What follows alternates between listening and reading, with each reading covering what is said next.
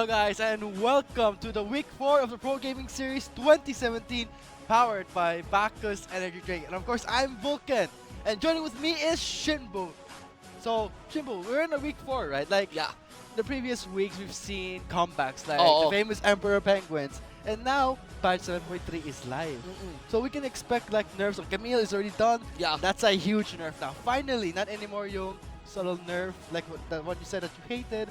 Now it's a hard nerf. There's actually a lot that this patch has given to us in the form of contents. Blood Moon, di ba? And all. Pero same kung ano yung binigay nila sa atin, ang dami ring inalis. There's a lot of nerfs, really. Amounting only to one buff, which is on Tristana. Pero statement para sa ating PGS League, Conquering the Stars. Clearly, the previous week is a statement by the new teams that they pose a challenge to our teams. And you could check into our schedule for our match 1.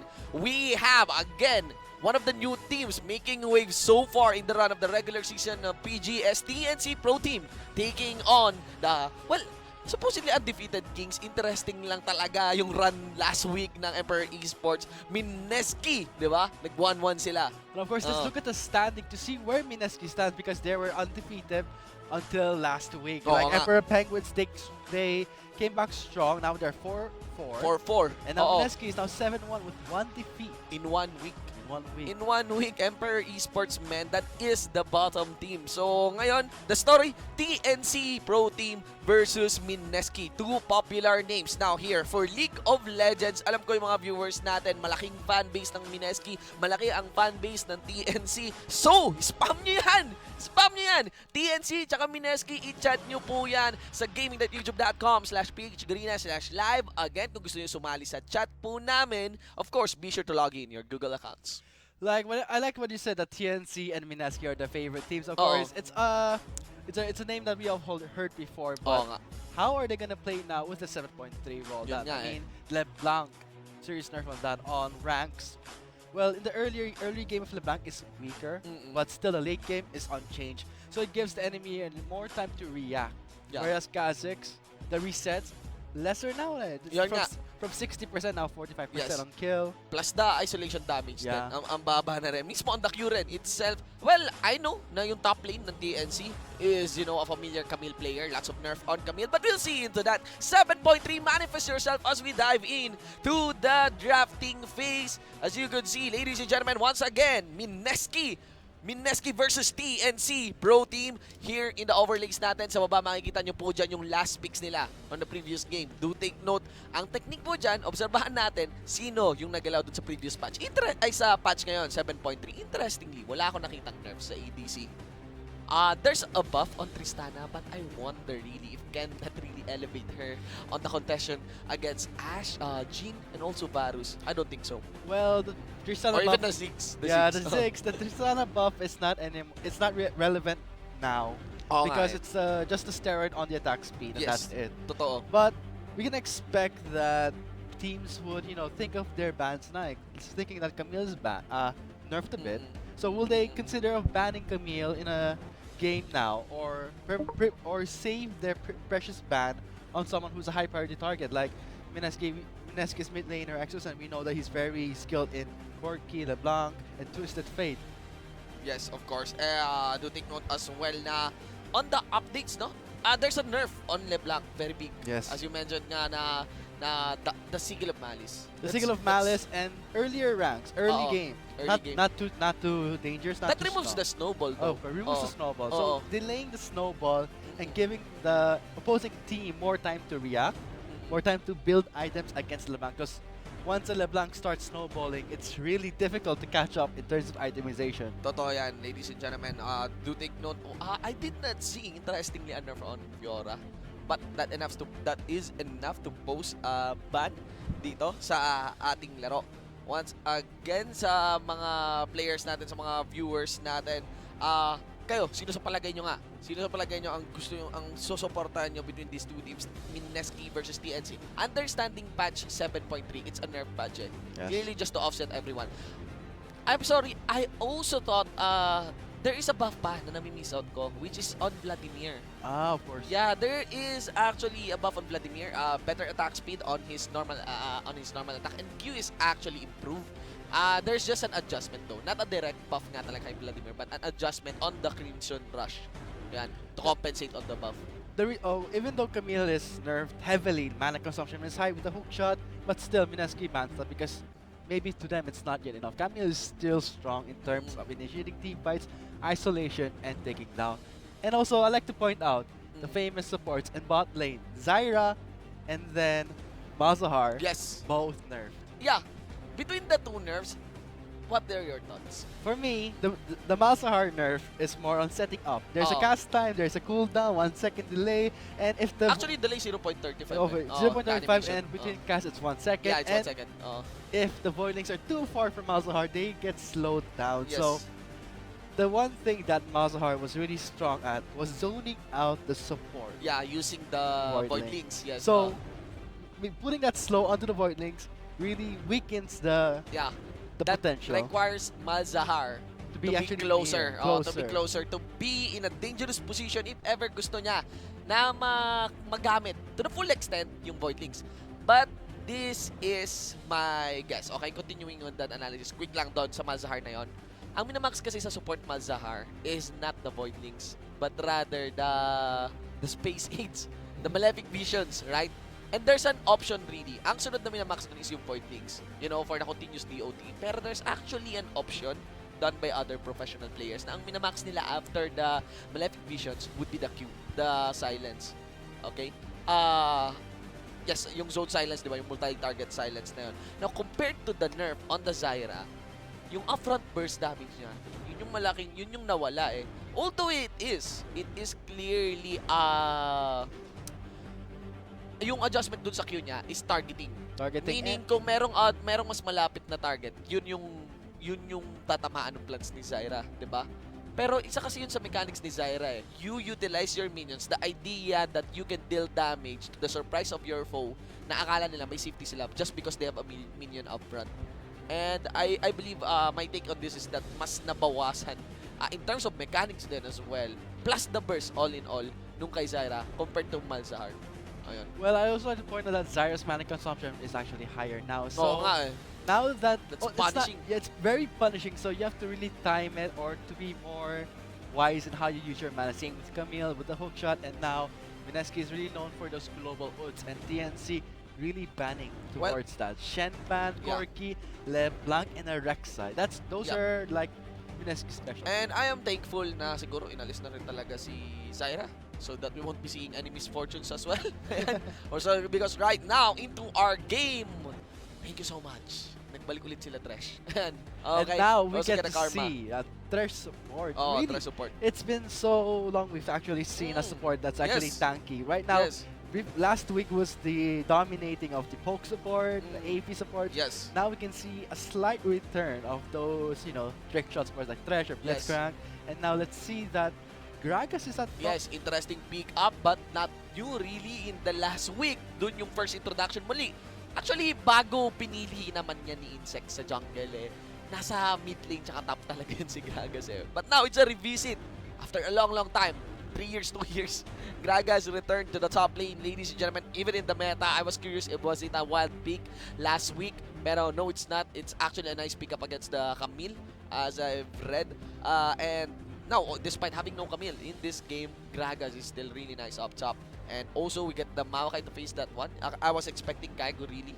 He was doing well. Nasa champion pool niya, Maokai din, tsaka Shen lang eh, so far.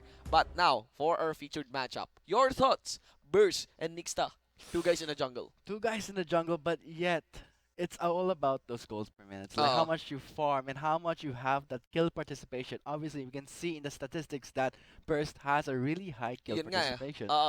Interestingly, the kill participation of MSK as a team is 61%. Mas mataas-taas nga talaga yung kill participation dito. Slight ng 0.7% yung sa TNC. So observable yun sa members nila. But look at that, because of the good run of course by MSK, cashing in 6 wins consecutively sa regular season natin. And I think that allows a lot of nice KDAs talaga for the rest of their team, which Nixta has the KDA win compared to Burst. And of course, the composition here. Your thoughts so far initially? We can really see if that Tristana buff will be enough Yun nga. for the return of Tristana. Like, they're gone are the bot lane Ziggs with the sieging of the taking down turrets. now we can expect that Tristana to be back in the scene and replace Ziggs with that buff. Let's see if it's gonna be that game-changing buff. 7 seconds from 5 seconds. Well, I Let's like see. the idea of Riggs in a hyper carry ADC at hindi na si Ziggs. Ladies and gentlemen, we welcome you to the Blood Moon Summoner's Rift. This is game 1 of the first match played between MSK versus TNC Pro Team. Who do you think will win, guys? Summoners natin, gaming.youtube.com/PH Garena /live sa mga viewers natin. I want to send a bigger shoutouts as well sa mga working summoners natin. Oh, makikita nyo pala dun sa standby overlays natin, we got the Summoner Shift. Magaganap po yan, February 19 sa my battlegrounds sa malapit sa Legarda LRT station, that is corner Gastambide.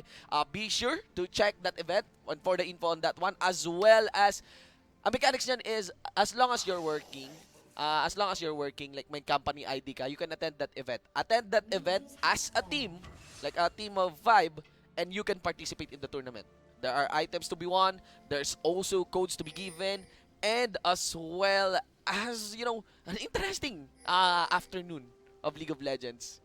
So going back in the composition, I really want to talk about that Kha'Zix and the Graves because the nerf on the Kha'Zix is really noticeable in terms of damage scaling, resets, and we can't expect that the Kha'Zix is gonna play the same way we saw last week. We saw a mistake where too aggressive play really placed Kha'Zix behind in terms of itemization.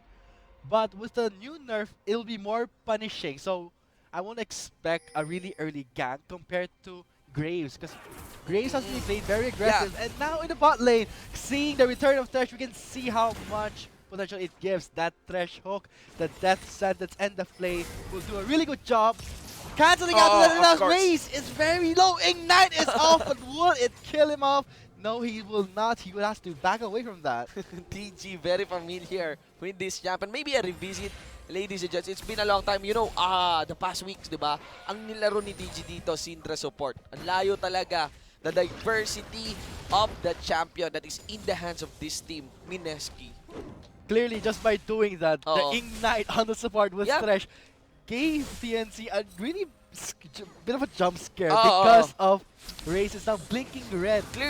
Clearly, the mistake there done by TNC is not accounting that TG is not using his flay yet, diba? To cancel the jump. What I'm curious though is may isang outplay mechanics na pwedeng gawin, which is rocket jump in place for the added damage.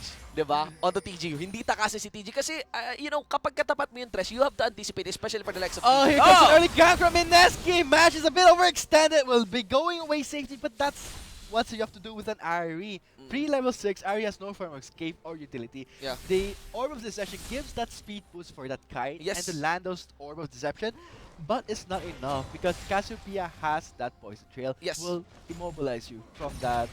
Because it's actually a hard counter onto Irie, Cassiopeia. Yeah, of course. You deny the Ari of that quick repositioning kapag nalagyan mo ng miasma, syempre, and the moment that she decides to use the Spirit Rush. And the problem there, you cannot cast Spirit Rush, so that means your damage is reduced as well in terms of the duel when both of you two has your ultimate.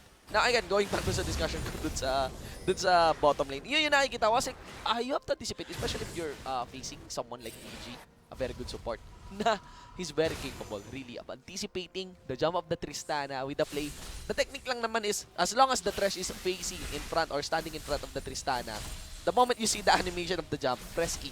You don't need to redirect that much. As long as you place your mouse pointer sa direction kung saan nakaharap kay Tristana. But look at that. Lando visiting the mid lane. Oh, interesting, you know? It's actually a term of play because right now what TNC is doing is to really show their lane safety because there's the Graves. And now in the top lane, it's a Gragas. Gragas, of course, has a really hard time pushing. And because of that, Lando has more pushing capabilities because of the Maokai, because the sapling and Arcane Smash combo will be enough for him to clear the wave and gives him more room to roam around. But you consider na yung passive dito ni Gragas. Gragas and Maokai, but I mean, mas madali na ipoproc yung passive ni Gragas because it's for every skill eh. Diba? Whereas yung kay Maokai, it requires a certain number of skills to be casted tapos isang normal hit to cast that one. So, the moment na nagkaroon ng bump yung body slam ni Gragas dito, and of course, the Maokai Twisted Advance, Gragas got the regeneration. And now we can see match rotating to the bot lane. Same with Burst. It's going to be a 4-man gang if they commit.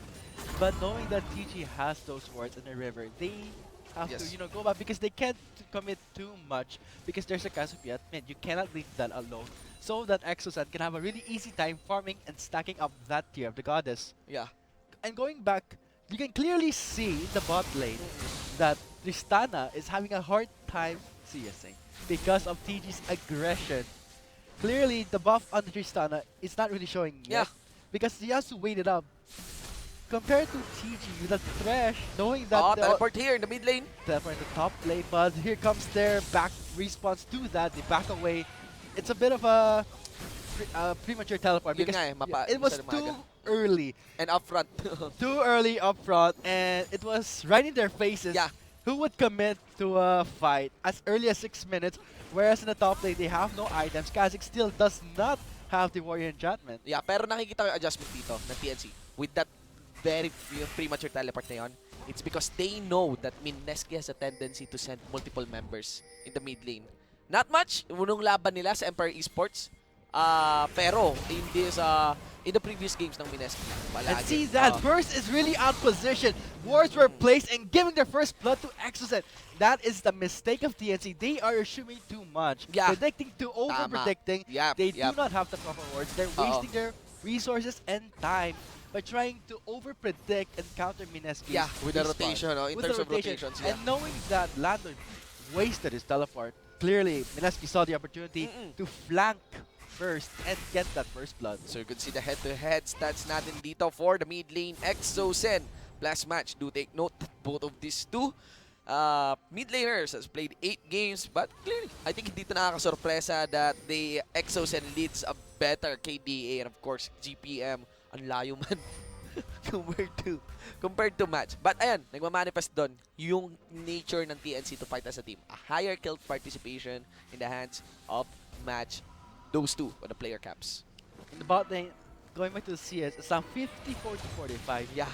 Because of that advantage, clearly we just saw that TG was dangerously close to catching matches. Yeah. Really off guard because there's the control, they have the vision control there. And knowing that in the bot lane, Varus against the Tristana, he has that piercing arrow for wave clear. So it gives TG more room to roam. And now, Explosive Cast is onto Lando, but won't be enough. Will it be enough? There's the turret, he burns his splash away and saving his life for now. The additional 2-second increase in the duration of the rapid fire ni Tristana is directed for the late game. And of course, facing a trash. Facing the trash, the crowd control that this bottom duo of Mineski brings in this bottom lane heavily counters Tristana talaga in the early game. Hence, I know, makikita mo rin yung rotation ng TNC, yung game plan dito. Focus kayo mga pre sa mid. Focus kayo sa mid. Hindi malabo dito sa bottom lane, hindi kami makaka-follow up. Clearly, TNC will be aiming for the long game, especially when things are going pretty much south in this jungle and mid lane. Featured matchup nga natin, Burst tsaka Nixta. But, ayun din yung malaking tanong. Sa composition ngayon ng TNC versus Mineski, in my understanding, in the long run, I think TNC has a better composition. Oo. Especially na they have a nice crowd control. Pero, in the moment that this death sentence explosive cast didn't connect onto crucial targets, it would spells out for them, especially if how tanky can Gragas get to withstand the firepower of Tristana, noting that mas maatagal ngayon yung rapid fire. But note that TNC's composition is very position heavy oriented.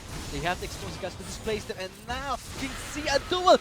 Whoa! The petrified gaze missed, and that would give him a kill.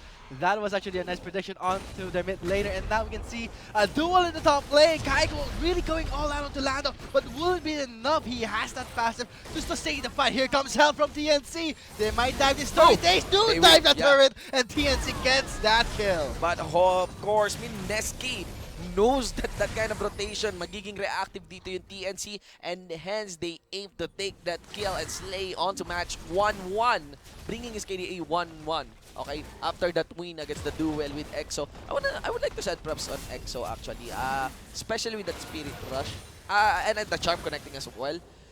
It's really like a big advantage for the Ari in the moment na yung Charm and nag-connect dito. And EXO was aiming to land the Petrifying Gaze. I think it was landed too late. Actually, the window there. Ang hirap din kasi hanapan ng window yung Ari, especially if you don't land the miasma. Pero the window there is the moment that one dash of the Spirit Rush has been made. As long as hindi yun palayo sa'yo and it's forward, that's the moment that you cast the Petrifying Gaze. Kasi there's a small cooldown really on the Spirit Rush. On every cast of it. Hindi siya yung sunod-sunod na pwede mong gamitin. And, okay, so ito our scoreboard, 2-2 tayo, ladies and gentlemen. Both are just on the average sitting on the 16k gold mark. No first blood cert yet as well. And of course, a stall on the Drake's game, the Mountain Drake, tankiest Drake. So it is pretty understandable kung bakit wala ring maaga-aga tayong Drake dito. But what happened in the mid lane was that Exosen was not really prepared for matches commitment to that fight with a Spirit Rush over the wall, giving TNC match that advantage in terms of positioning. With the over-possession and over the wall, it gave him enough, you know, kiting to really land those hits. And all skills actually connected. All skills connected, and now that's why he was able to get the kill and then send his lance, but then he will not connect because the ADC is very low on health. Hence, EXO needs to account din yung inherent mobility niya in a sense. Sa early talaga medyo mabagal-bagal ito ating Cassiopeia, but right now, I think this is the duel! And the poison is gonna finish it off, and he gets the kill! Still, Nixta was there to really secure the kill, but poison finished it just like that. And take note of how EXO uses the flash, making sure that he just wins the trade one by one in terms of skill sequencing. Kasi alam mo yun, babantay mo lang naman yung mga tinatapon na skills ni Ari, and knowing that she has no Spirit Rush, that's one. But in that event, of course, lots of firepower being brought in the mid lane from MSK. Hence, TNC, what they did, aim for the Mountain Drake. But at what cost? Maybe Kaiku? I'm not sure. It's very unlikely that Kaiku will be able to finish this turn though. Yeah. It's highly unlikely because that's a Gragas, but when it comes in the top lane, who will get the turret first? You can clearly see that HP in the top lane turn of MSK is dangerously low because Lando Yun na nga playing that Maokai has a lot of pushing power. And that allows, that prompts Kaiku na I need to rush this one as well because the moment that I don't shove etong Maokai na to, etong si Lando, anytime, I'm giving away a free bonus 400 to the enemy team. Going back in the bot lane, it's really refreshing to see that Thresh against a Karma. Because Karma is a poke support. That start to. That start pa it's bottom lane na to. It's actually the start of something we are very familiar with to see coming back. Thresh support, Yes. amazing crack control, and the box. Really gonna set up the clash for In my Cassiopeia. opinion, in-nerf mo lang talaga si Zyra. Okay na yun. You're all good now with the bottom lane. There's really no necessity to really go all AP in the bottom lane. Zyra lang talaga because of the Strangle Torch talaga. She contributes a lot actually in almost all phases of the game. All phases of the game. Ayan. So, right now, Clearly, we saw that Lando really pushing it so hard that he actually got the first turret. But at what cost? We can see there's gonna be a rotation in the top lane.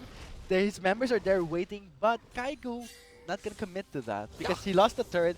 What's there more to risk? I'm curious actually that explosive cast has been used on that mini punch out kasama si Lando sa top lane. I'm very curious about that. But right now here in the mid lane, The Petrifying Gaze does miss, but Exosen has that mobility to get away from the members of TNC.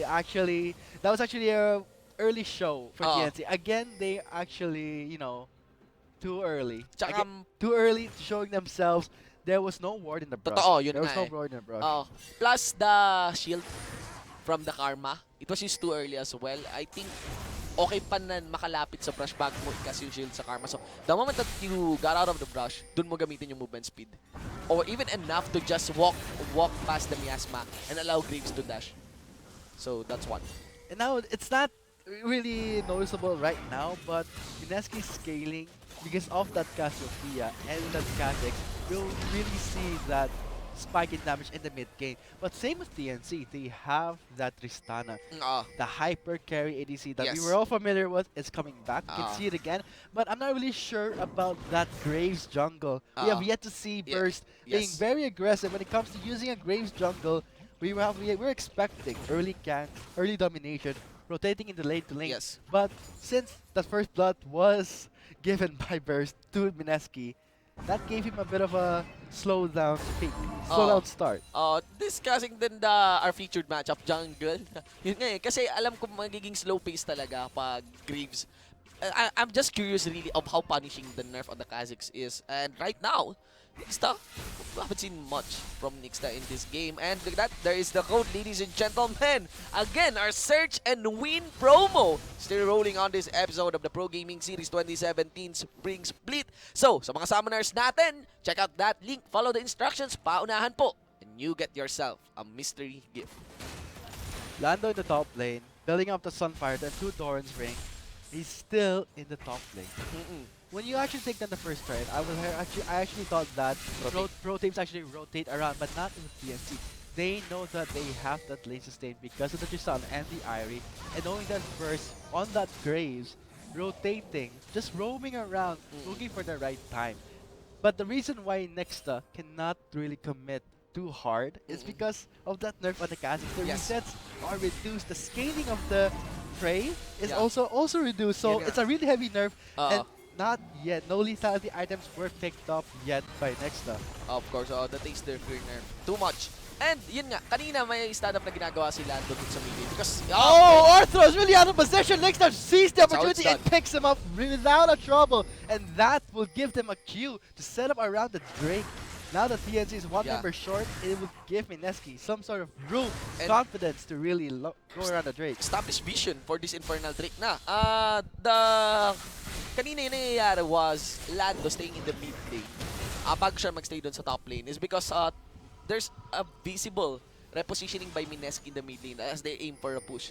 But right now, the battle plan and call for Mineski is for Tristana to freeze this bottom lane or control this bottom lane earlier, and 4 members of TNC was in the mid lane. But in the instance that Lando has the teleport na, yun, sige, just go for the top lane and, you know, just teleport in the instance that Mineski will aim for the time. Kasi, right now, the composition nga dito ng Mineski, if they want to really go heavy on TNC, is that, yeah, it requires a dive from Nixta, it requires a dive from Kaigu. One ideal kit or one ideal strategy for this composition is for the dive to force something. But it is not a necessity. Pero, nagiging necessity siya in a sense that clearly Mineski doesn't want the long game. And especially allow this Tristana to have a stable gold flow para sa game na to. In the instant that her rapid fire buff will manifest itself na. This is a Drake that Mineski don't want to give up. TNC starting the dragon fight, but will it be theirs? Here comes the teleport from the top lane. Kaigo is in the vicinity, but here comes the explosive cast displacing Lando. TG goes in, there is the box, but he will be taken down first by Burst, but still they got the Drake. They got what they wanted, and now Rage and Burst dangerously low.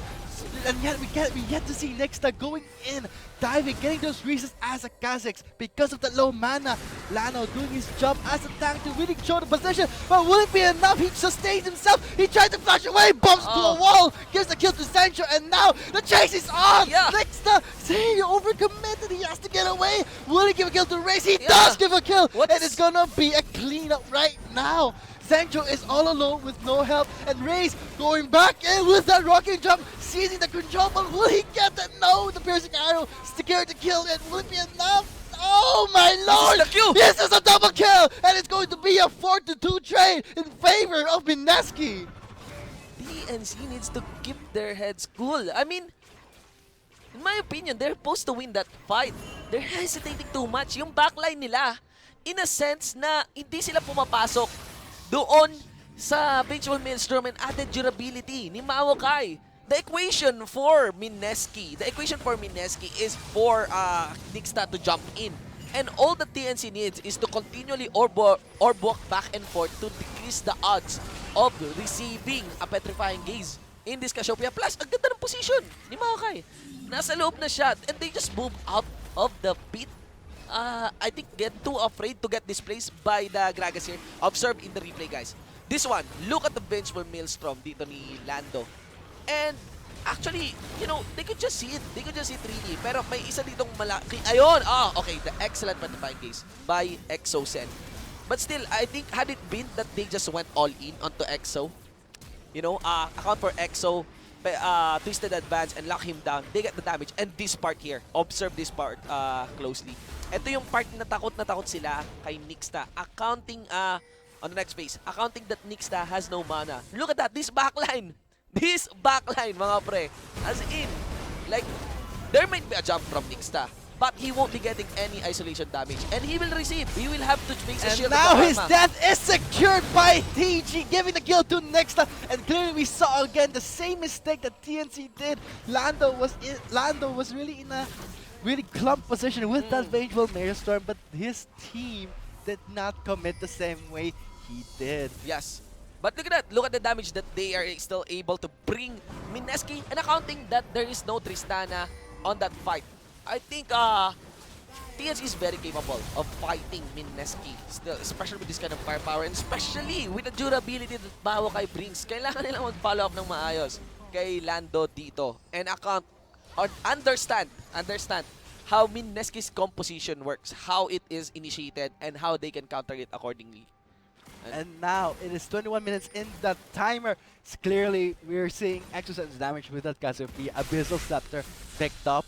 Next might be there's gonna be that Tear of the Goddess upgraded with the Archangel Staff. Yes. But clearly we have yet to see any, you know, high skill itemization in the side of TNC. Runan's Hurricane on Tristana. Yes. Will that be enough? Shouldn't the Tristana go for a damage knowing that he has that steroid attack speed? Longer duration gives that idea that maybe I should go for damage first instead of attack speed. Attack speed. If you're aiming for the long game, okay lang naman na mag-runans ka. Pero right now, the big problem really here is that yung composition naman ngayon ng TNC, their restrictive conditions are increasing. In a sense na 4-0 to na ngayon si Zensho. And that falls into the hands of Match. And, well, in some sense, Lando rin of catching Zensho. But right now, there's a lot of lethality that is in the hands of Zensho, especially with his Edge of the Night, plus Yunmu's Ghost Blade. And I think yun ang na-farm dito ng Mineski na lead against TNC. That was a pretty close death sentence by TJ. And going back to that lethality, that's correct. Because of Zyrus' kit, the piercing arrow, great damage. And if you have that lethality, flat armor penetration will just be enough for TNC's front line to really diminish in health, and it will scare away the squishies of the TNC's team. Yeah, there we go. I'm observing here the second upgrade ni Kha'Zix. After the Q, he did not upgrade the resets. The resets was nerfed. It was nerfed, diba? He upgraded. Wait. Oh, Lando! What was he thinking? He's in the brush. He's very alone. He's lonely. He flashes away, but will it be enough? Now the poison finishes up, and the explosive cast was casted too near. It gave TNC room to flash away. Yeah. And with that said, Lando is gone. They're going straight to the Baron. Clearly, TNC would need to stop his checking as well. Pero again, understanding yung ginagawa ngayon dito ni Nixta. Evolves the W, the Void Spikes. Kasi that opens up, plus with the nice itemization, that opens up for the armor shred done here. The Black Cleaver, there's a clash to break That's out. a really nice petrifying case by Exosen to delay TNC from going into the Baron pit. And here comes the clash. They got the Baron, and it's going to be a fight that TNC didn't want to start. They are now regretting it, getting punished by the members of Mineski. It's a cleanup. That piercing arrow, the lethality, just picked up Raze like he was nothing. Yeah, this itemization strategy by Nixta, it is not even needed because right now, Mineski is just plainly outclassing TNC. I mean, ang plano lang naman dito ni Nixta, if the reset has been nerfed, so go for the W and use your W multi-target to land that armor shred. So that covers for a lot of damage na already for the Zensho's Q. Not to mention that they also have the itemized ng, in terms of magic resistance then against Exosen. So what is being removed here really by TNC? If the game drags on, yes, they are getting the power of the Tristana in the late game. But right now, their front line is being kept in check na by MSK here. Lots of shreds, lots of penetration. Okay. So now for that clash, just understanding that clash, match by this point should have a Spirit Rush out na. And it's too late, and yep, excellent play there by TG. That's why Thresh is just a very, very nice champion, because whoever initiated on you is poised to receive a sure crowd control. And for this game, Nixta, he actually, nice performance there as well by Nixta, baiting a lot of skills from TNC. And the thing about this Kha'Zix, despite the nerf on the Taste Their Fear, he can easily still jump in using the flash though. Still has no resets on this Nixta. Right now, MSK is just looking so good. That's a 5k gold lead, and they are knocking in the base of TNC. This might just be the game for MSK. Lando's death timer is 20 seconds. That is enough time for actually MSK to finish the game. If other members still persist in trying to fight, the redemption will sustain them for another clash. Oh, a death sentence on to Burst. He wish he was not caught by that. He gets shut down really easily. No trouble at all for MSK. The scoreboard is now 15-5. They have 2 Infernal Drakes. That's going to be painful. That's why Lando cannot even be in the front line. Yeah, they right have now, that shred. Yeah, they have the shred, Black Cleaver, to understand as well. Exo doesn't even need to build magic penetration. But understanding Exo's playstyle so far in this Cassiopeia, he's landing successful Petrifying Gaze and actually Poison Marks dito sa backline ng TNC. And I think the big problem as well would be the zone control dito ng MSK. In a sense that Ari is heavily countered by the explosive gas, and as you mentioned nga, the miasma. Isang miasma lang, and that's a lot of window for MSK as an assurance for them na they don't have to worry about the Spirit Rush. Clearly, when Lando is not even in the team fight, it's almost like TNC has no chance of winning. Yes. If Lando is not there. It's not on the team fight. Kailangan talaga. Plus, actually ngayon, kailangan na rin si Orthros. At kailangan din may matamaan ng charm na squishy ng MSK. Ayun guys, dumadami yung required conditions dito ng TNC para makabawi. Whereas MSK is just looking also good in this game after destroying the mid lane inhibitor turrets and the inhibitor. Now they are rampaging through this top lane. They still have that Baron buff, and they will take down this top lane in a turret without a problem. Here comes the teleport from the top laner. Kyle will be joining in the party for that turret, and now with that turret gone, it's going to be that next turret. They're setting their eyes on that. They want it. They're gonna end that game. If ever TNC, explosive gas. If ever, yeah, that's correct. If the explosive cast goes off, displacing the member of TNC. That's a go signal. That's actually a signal for them to go all in. All risks, but really going to be worth it for them. They don't have the mid lane inhibitor pressuring them on that top lane turret. The recent nerfs on Kha'Zix, I think that's not much. I think the Q yung pinakamasakit. Oh, Lando goes in, flash in. Is that correct? Members of TNC are still struggling. Should I go in? Should I go not? Mash really taking a sweet time and deciding to go in. Now he's paying the price. And now there's the reset by Nexa. He gets the double kill, but still not enough to escape. The resets, of course, they're still delayed. What happened there is that Lando went all in. Nixta is still crucial rin naman to be in the front line. And on my understanding, yes, on the level, he doesn't have the reset once he jumped in. So, things are looking pretty risky. Ang escape form niya lang ay yung kanyang ultimate. But what I want to mention really is the failure of TNC to follow up. Again, we clearly saw when Lando was there. 3 seconds, he lasted all that damage. And Zensho, tingnan mo kung gaano kababa yung buhay ngayon ni Zensho. That is just a damage done alone by Lando. Kung meron lang proper follow-up, you remove a lot of damage against MSK. And clearly, we were observing, I was actually observing in the wall of the top lane. Match was really in the right time and right place to go in with that Spirit Rush. But he Spirit Rush towards that box. Got slowed instantly. So giving that second thought, that was hesitation. How to zone control, mga kaibigan. Do take note na yung mismong fence dito ng TNC pa, the one that's supposed to be defending them, yung pa yung naging problema sa kanila. Had it been that match is in the position, at least mula dito sa right side jungle ng TNC, it would be a different story. But yan, guys, I think you've observed how much damage Lando was able to deal against Zensho. I think the most crucial target really for TNC, first and second lamang si EXO. But it is clearly a win na rin for Mineski bago pa man mangyari yung laban na yon, just because of the positioning nung pinaka may capability to assassinate mula sa TNC. Had it been that Ari is in a different position, like flank on the side, not commit on the flank, pero ipakita niya lang yung sarili niya na nandito ako. You cannot fully commit because I'm gonna be assassinating Zenjo. It might not work in favor instantly of TNC, but it allows Mineski to think twice.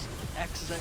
Taking a lot of punishment. Oh, that lantern saved him from that last bomb. And now Kaigo is the focus of TNC. He Oh my is God, he's low. too tanky, man. He's so tanky. He gets away. And TNC spends too much resources onto Kaigo, but still he got the kill. Yep. But is it correct? 2 inhibitors are down right now and buying time for the super minions to take down those turrets. One next start has just gone down, man. So, we'll see. What happened there was Mineski bot time. They saw that minion wave approach. Yes, just one time, really. It was an awkward position for Mineski to take, but with the lead that they have, they can actually lose a few. Lose a few fight. Actually, hindi nga masyadong talo yun kasi 1-1. And if you consider the trade-offs sa position, ang napalit pa nila para sa top lane nila was the mid laner, one of the main damage dealer dito ng TNC. So let's check on that replay. You could see there that in Exosen was collapsed on. But I was curious, was there a flash on Tristana? I'm just curious if Tristana just flashed in and uses her ultimate all in onto EXO. Siguro malaking bagay yon na naipanalo dito ng TNC. And this is a part na ang dami lang naubos kay Kaigo. I think there's Tristana is dealing enough damage as an ADC. Pero clearly he's not bypassing the armor here of Kaigo. And Match just did a job of distracting members niya. Ayun nga sana yung ginawa niya dun sa top lane na siege ng Mineski. Just distract them. You have a lot of escape bilang Ari. Okay? No need to engage. Just send a message to Mineski that I can still assassinate one of your core members, which is Zensho. Right now, let's see. A lot of things are being forced here by Mineski. After the top lane, after the bottom lane, now on the Baron. Let's see if TNC can turn this one around. TNC like raises Tristana is really showing now. The damage, the spike, is clearly in the favor of the ADC of Raze.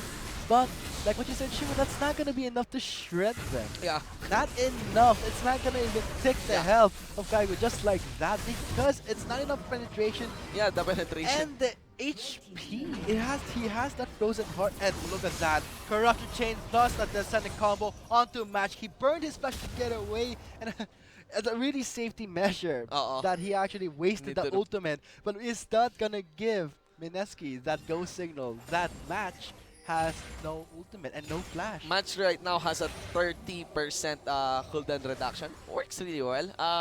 I'm just not sure. It can be used on the last fight bago man matapos tong laro na to. But right now, I'm not seeing it as something to be used. Should ever Mineski will aim to go for a push na on this inhibitor, and on the inhibitor and even on the Nexus turret. Do take note. And look at that, 3 3 stacks of that Infernal.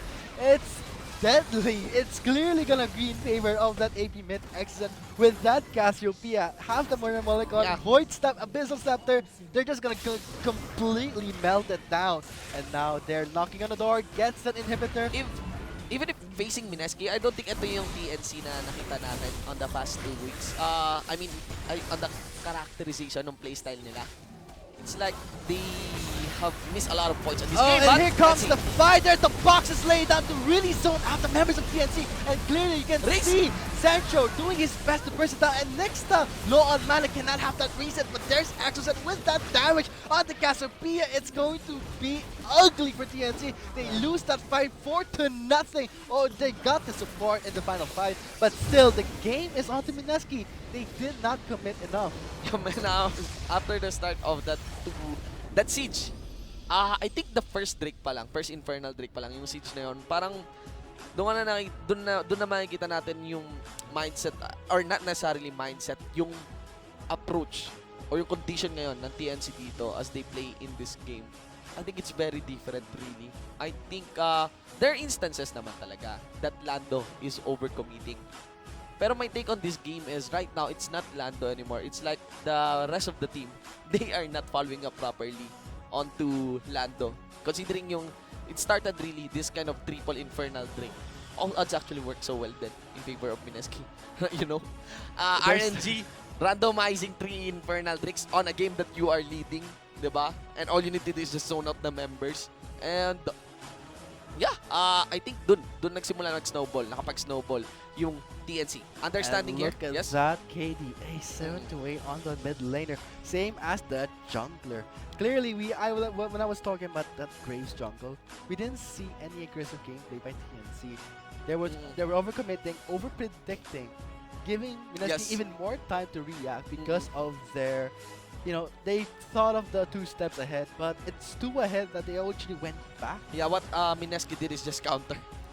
Go for just And counter. look at the Ano man yung damage. plano ng Look at the damage by Sancho. TNC. Or kung ano man parang yung plano ng look at the damage of Zensho. Kaya nga sabi nga natin, if you just remove Zensho, you actually remove a lot of damage in the hands of Mineski. Now, understanding yung sa game kanina, it seems that in the train of thought, parang mga 1 to 2 steps ahead yung TNC. Pero so ang ginawa yata ng Mineski parang chill lang tayo. Kung ano yung gagawin nila, sige, i-counter na lang natin. And that's what happened, yeah. Over-predicting that is actually their downfall. Doon sa first part, First part, and in the last part, they didn't have some sort of focus on a single target. Zensho was always blinking red or either very healthy. And on that fight talaga, on the Infernal Drake, the hesitation to commit. To commit on one single target. Kasi the running play on Makai is kung sino na-twisted advance. Yun na yung target. Yeah, that's a target. And the flash end, that was actually a nice end by Lando. The members of TNC, they were in that base really afraid of that Casio. You could even give a command for Landon like, Chong, walang ibang E to twisted advance. EXO lang. Yeah, of course. Let's not engage. Really always want to EXO. Yes, so that's one. Well, I'm really hopeful. I'm like this because I'm really hopeful about TNC because I know TNC hindi sila ito. Okay, let's see if will they adjust with their games. It's not just because they're facing Mineski. I'm pretty sure TNC has a nice fighting chance against Mineski. Let's see if they can adjust. Let's see if they can account for the mistakes of what happened in this game 1 because these are professional players, professional teams. Guys, that is just game 1 for the first match here in the 4th week of the Pro Gaming Series 2017 Spring Split. Kami po yung naging shoutcaster for the game. I am Shinbo with 149, and of course, with me is Vulcan. We'll see you guys on the next game. Placing Lando, DJ goes in, there is the box, but he will be taken down first by Burst, but still they got the drink, they got what they wanted, and now Rage and Burst, dangerously though, you get to see Nexta going in, diving, dangerous as a Kha'Zix because of the low mana.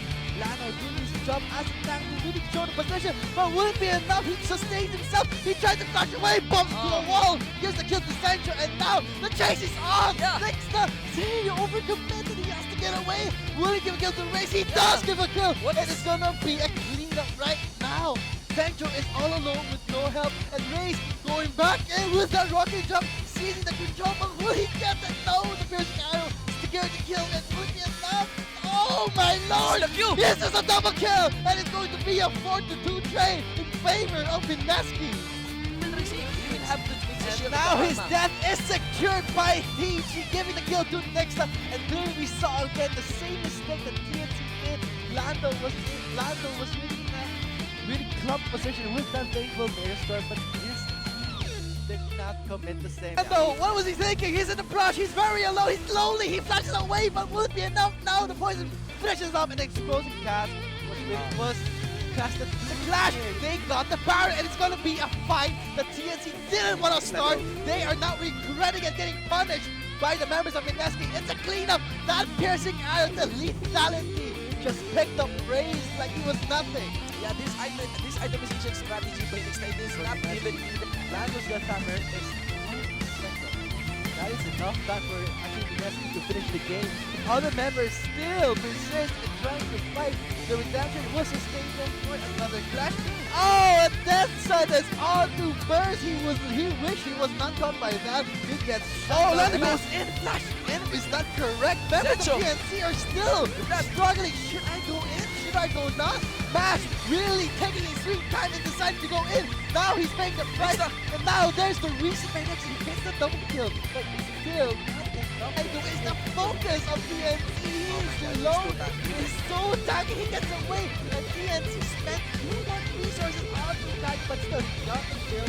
But is it correct? Doing it are down right now. And by Oh, and here comes the fight. There's the boxes laid down to really zone out the members of TNC. And clearly you can see Sancho doing his best to push that. And next time, low on mana cannot have that reset. But there's Sancho. And with that damage on the Cassiopeia, it's going to be ugly for TNC. They lose that fight 4 to nothing. Oh, they got the support in the final fight. But still, the game is on to the rescue. They did not commit enough. Now, after the start of that siege, I think the